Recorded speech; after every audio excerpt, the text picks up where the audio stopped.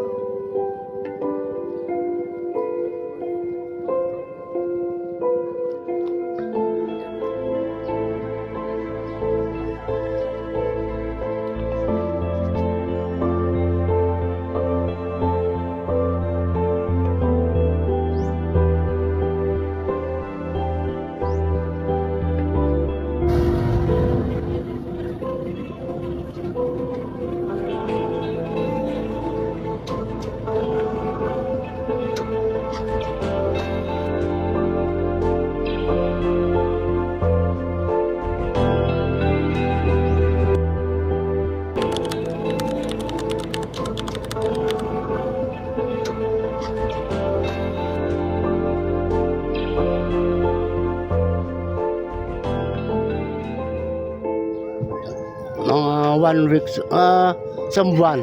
Isang buwan na po. Buwan, hanggang dyan doon lang. At tagal nang ginawa eh.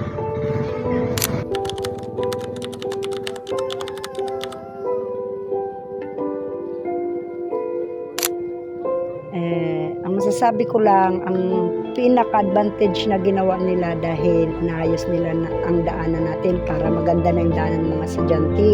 Unang-una, hindi na babahain yung daanan, hindi na maputik.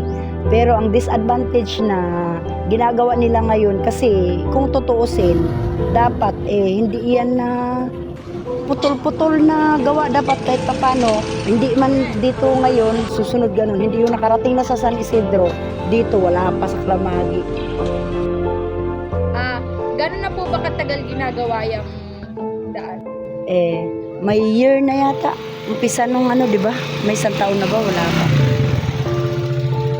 Tapos, anong masasabi mo ngayon na ganyan na siya ngayon?